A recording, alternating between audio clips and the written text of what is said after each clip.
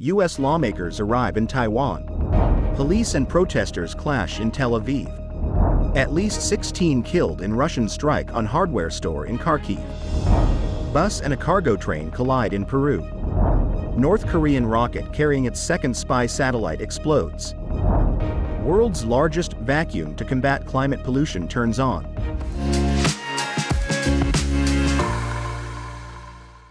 Hello, I'm Johnny. Thank you for joining us on Funday News. It's Wednesday, May 29th, and here are your top stories. A bipartisan group of U.S. lawmakers arrived in Taiwan on Sunday, days after the Beijing-claimed island's new president took office with a warning to China to stop its threats. The bipartisan delegation of 6 House members is the first group of current U.S. officials to meet with Taiwan President Lai Ching-te and arrived after China concluded 2 days of punishment drills around the island in response to what it described as separatist acts. Rep. Michael McCall, our Texas, chairman of the House Foreign Affairs Committee, told NBC News before their arrival, "I think it's very important that we show our strong support for Taiwan. I think it is a deterrent." Though lawmakers from the United States and other countries regularly travel to Taiwan, China views such visits as provocative and supportive of Taiwan independence, separatist forces. Like the majority of the Taiwanese public, Lai, 65, who was the island's vice president for the past 4 years, says he favors maintaining the status quo, neither formally declaring independence nor becoming part of China. Speaking at a meeting of his Democratic Progressive Party on Sunday, Lai thanked the U.S. and other countries for their support and said he looked forward to enhancing mutual understanding and reconciliation with China via exchanges and cooperation. While in Taipei, a Foreign Affairs Committee spokesperson said the U.S. lawmakers plan to meet with senior Taiwanese officials to understand the new administration's priorities and objectives. Police and protesters clashed in Tel Aviv on Saturday night after a day of rallies calling for a ceasefire in Gaza and the return of all hostages. According to several videos posted on social media, horse-mounted police and water cannons can be seen in Tel Aviv's Democracy Square attempting to disperse crowds refusing to leave, resulting in violent clashes. At a separate protest, police said they arrested 2 people for disorderly conduct after they allegedly left the approved demonstration site at the Kaplan intersection, headed to the Ezrili intersection, and lit fires and began to break the order, not obeying the police's instructions. The clashes followed anti-government protest marches that took place in several cities across Israel, calling for the release of hostages taken during Hamas' surprise attack on Israel on October 7th and for a general election. According to Israeli officials, around 250 people were taken hostage during Hamas's surprise October 7th attack on southern Israel, in which 1,200 people were killed. Since then, Israel's retaliatory war on Hamas in Gaza has killed more than 35,000 Palestinians. Many of the protesters in the streets of Tel Aviv, Haifa, Rehovot and beyond on Saturday took aim at Israeli Prime Minister Benjamin Netanyahu, accusing his government of corruption and criticizing his handling of the war against Hamas. Families of current and past hostages also held a rally calling for an immediate resumption of negotiations with Hamas to advance a deal that will bring them all back. At least 16 people have been killed and dozens injured after a Russian strike hit a large hardware store in Kharkiv, Ukraine on Saturday.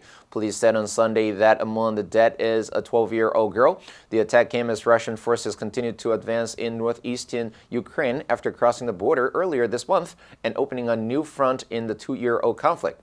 Kharkiv has seen a spate of Russian attacks as Russia seeks to tie up Ukrainian forces elsewhere and create a buffer zone. Officials have said there were nearly 200 people inside the building when the strike occurred. Ukrainian President Volodymyr Zelensky called the strike a brutal attack in a post on X, later writing that Russia is run by men who want to make it a norm, burning lives, destroying cities and villages, dividing people, and erasing national borders through war. In his nightly address on Sunday, he said hundreds of personnel from state emergency services, police, and local authorities were involved in the response efforts.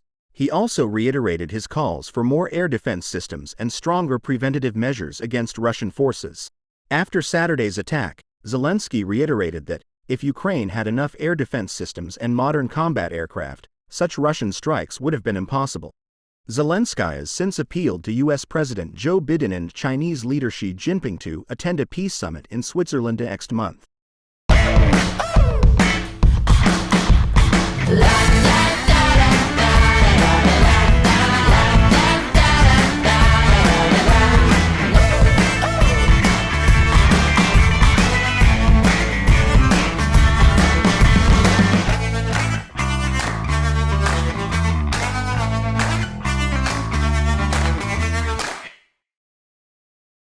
The country's national police said 4 people were killed and more than 30 others were injured after a passenger bus and a cargo train collided Sunday in central Peru.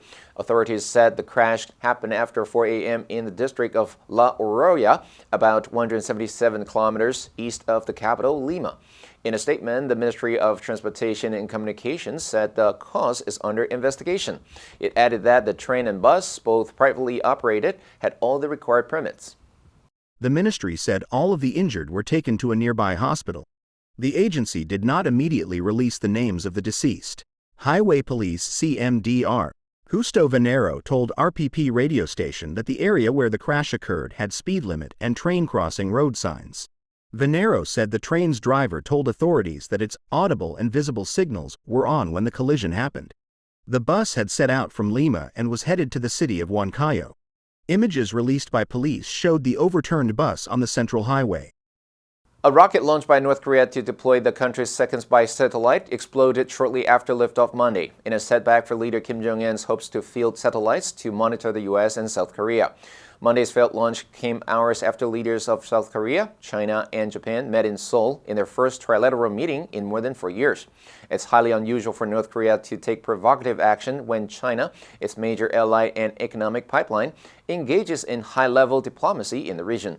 The launch drew rebukes from the North's neighbors because the United Nations bans North Korea from conducting any such launches, viewing them as covers for testing long-range missile technology. The North's official Korean Central News Agency said it launched a spy satellite aboard a new rocket at its main Northwestern Space Center. But KCNA said the rocket blew up during a first-stage flight soon after liftoff due to a suspected engine problem. KCNA cited the unidentified vice director of the National Aerospace Technology Administration as saying that a preliminary examination showed that the explosion was related to the reliability of operation of the newly developed liquid oxygen petroleum engine. He said other possible causes will be investigated. Japan's government briefly issued a missile warning for the southern prefecture of Okinawa, urging residents to take shelter inside buildings and other safer places. Chief Cabinet Secretary Yoshimasa Hayashi said the warning was lifted later because the region was no longer in danger. The world's largest plant designed to suck planet heating pollution out of the atmosphere like a giant vacuum began operating in Iceland on Wednesday. Mammoth is the second commercial direct air capture plant opened by Swiss company Climeworks in the country and is 10 times bigger than its predecessor Woka, which started running in 2021. Direct air capture, or DAC, is a technology designed to suck in air and strip out the carbon using chemicals. The carbon can then be injected deep beneath the ground, reused, or transformed into solid products. Iceland's abundant, clean geothermal energy will power the whole operation. Next-gen climate solutions like DAC are gaining more attention from governments and private industry as humans continue to burn fossil fuels. Concentrations of planet-warming carbon dioxide in the atmosphere reached a record high in 2023. As the planet continues to heat up, with devastating consequences for humans and nature, many scientists say the world needs to find ways to remove carbon from the atmosphere in addition to rapidly cutting fossil fuels. However, carbon removal technologies such as DAC are still controversial. They have been criticized as expensive, energy-hungry, and unproven at scale. Some climate advocates are also concerned they could distract from policies to cut fossil fuels. The answer for yesterday is A, inaccessible. The temple is now inaccessible to the public. Did you answer correctly? Now let's delve into the news of world's largest vacuum to combat climate pollution turns on. Number 1, predecessor. 前任，原先的东西，被替代的事物。The new president reversed many of the policies of his predecessor. Number 2, strip. 从某处拿走所有东西，使某处空无一物。We had to strip out all the old wiring and start again. Number 3, devastating. 破坏性极大的，毁灭性的。Oil spills are having a devastating effect on coral reefs in the ocean. Next, we have a multiple choice question for everyone to practice. Which answer would you choose? You can write your answer in the comments section. The correct answer will be announced tomorrow. And that's all for today's Funday News. Be sure to tune in to Funday News from Monday to Friday and click the link below to join Funday for free. I'm Johnny Wu, your host. I'll see you next time.